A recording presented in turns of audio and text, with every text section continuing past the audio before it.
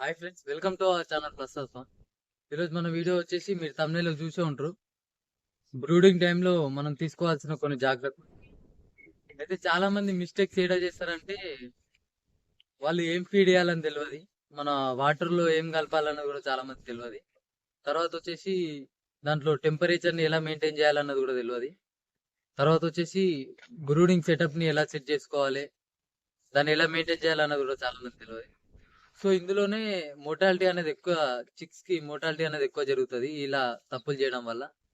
So మా incubator లో కానీ మా బ్రూడింగ్ సెటప్ లో కానీ ఇంతవరకు ఒక్క చిక్ కూడా చనిపోలేదు. సో మేము చాలా జాగ్రత్తలు తీసుకున్నాం. సో ఇది అంతా మీకు స్టెప్ బై స్టెప్ క్లియర్ గా ఎక్స్ప్లెయిన్ చేయడం జరుగుతుంది ఈ వీడియోలో. సో మా వీడియో నచ్చినట్టయితే లైక్ చేయండి, సబ్స్క్రైబ్ చేయండి, పక్కన ఉన్న గంట సింబల్ ఆల్లో పెట్టుకోండి. ఇలాంటి మరిన్ని వీడియోలు చేస్తూనే ఉంటాం. So let's get into the video.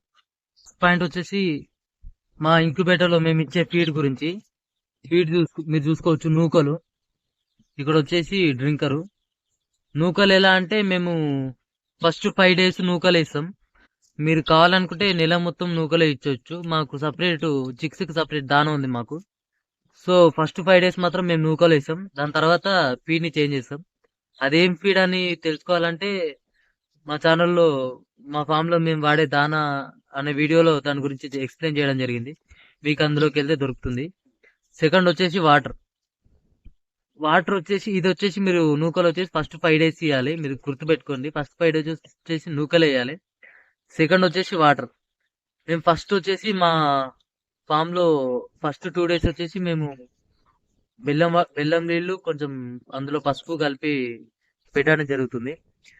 ఎందుకంటే దానికి జీర్ణశక్తి, చిక్కు ఏజ్ చాలా చిన్నది కాబట్టి జీర్ణశక్తి కోసం అలా చేయడం జరుగుతుంది. ఫస్ట్ 3 days కూడా మేము బెల్లం నీళ్లు పసుపు కలపడం జరుగుతుంది. దాని తర్వాత వచ్చేసి గ్లూకోజ్ వాడడం జరుగుతుంది, మీరు ఇక్కడ చూసుకోవచ్చు. దాని తర్వాత వచ్చేసి ఒకటి గ్లూకోజ్, దాని తర్వాత విమరాల్, మీరు చూసుకోవచ్చు. విమరాల్ కూడా ఇస్తాం. ఇది మా ఫామ్ లో ఫస్ట్ ఫీడ్ గురించి, తర్వాత మనం ఇచ్చే వాటర్ గురించి. సో నెక్స్ట్ వచ్చేసి టెంపరేచర్ ఎలా మెయింటైన్ చేయాలి, ఎన్ని బల్బ్ పెట్టాలని మీకు డౌట్ ఉండొచ్చు. ఇందులో చిక్స్ వచ్చేసి 35 చిక్స్ ఉన్నాయి, మీరు చూసుకోవచ్చు. 35 చిక్స్ కి మాకు ఈ బాక్స్ అనేది సరిపోయింది. ఇంకో చాలా మంది కంటే ఎబో 100 చిక్స్ ఉంటాయి. వాళ్ళు ఎలా ఉంటదంటే చుట్టూ ఇనుప రేక్ పెట్టి మధ్యలో ఒక 2 లైట్లు పెట్టి అలా సెట్ చేసుకుంటారు.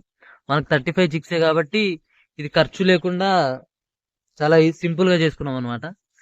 సో ఇప్పుడు టెంపరేచర్ ఇలా కరెక్ట్ మెయింటైన్ అయింది కాబట్టి చిక్స్ అనేవి అక్కడిక్కడ తిరుగుతున్నాయి.